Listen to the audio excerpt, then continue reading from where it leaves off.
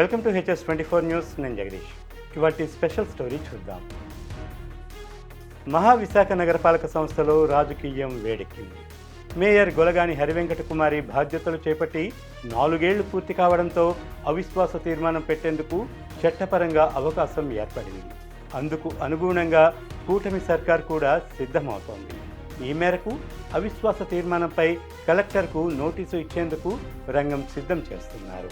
4 ఏళ్ల కిందట జీవీఎంసీకి జరిగిన ఎన్నికల్లో YCP 59, TDP 29, Janasena 3, CPI, CPM, BJP ఒక్కొక్క వార్డు గెలుచుకున్నాయి.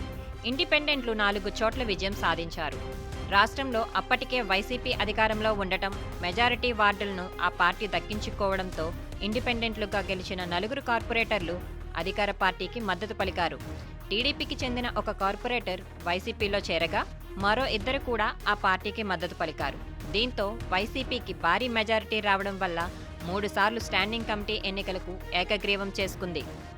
2024 సాధారణ ఎన్నికల్లో కూటమి ప్రభుత్వం అధికారంలోకి రావడంతో కౌన్సిల్లో బలాలు తారుమారయ్యాయి. వైసీపీలో చేరిన 4 ఇండిపెండెంట్లలో 2 టీడీపీ, మరో 2 జనసేనలో చేరిపోయారు. అలాగే వైసీపీకి చెందిన దాదాపు 20 మంది కార్పొరేటర్లు టీడీపీ, జనసేనలో చేరిపోయారు. గతంలో వైసీపీకి మద్దతు పలికిన 2 టీడీపీ కార్పొరేటర్లు తిరిగి టీడీపీకి మద్దతు ప్రకటించారు. ప్రస్తుతం కౌన్సిల్లో కూటమి బలం 54కి పెరగ్గా వైసీపీ బలం 38కి తగ్గిపోయింది. దీంతో గత ఏడాది జూలైలో జరిగిన స్టాండింగ్ కమిటీ ఎన్నికల్లో కూటమి అభ్యర్థులు విజయం సాధించారు. ఆ తరువాత మేయర్ గొలగాని హరివెంకట కుమారిని పదవి నుంచి దింపే ప్రయత్నాలు కూటమి నేతలు మొదలుపెట్టారు. కానీ అవిశ్వాసం పెట్టాలంటే కనీసం 4 ఏళ్ల పదవీకాలం పూర్తవ్వాలనే నిబంధన మున్సిపల్ చట్టంలో ఉండడంతో వీలు కాలేదు.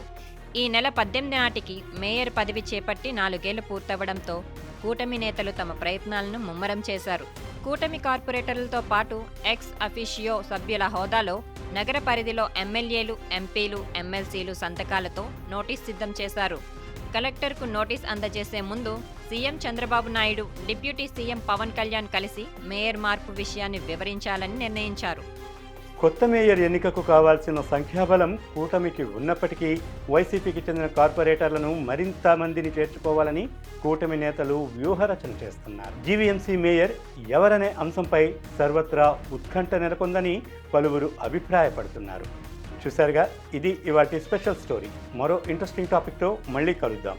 Keep watching HS24 news. Please share, subscribe and like.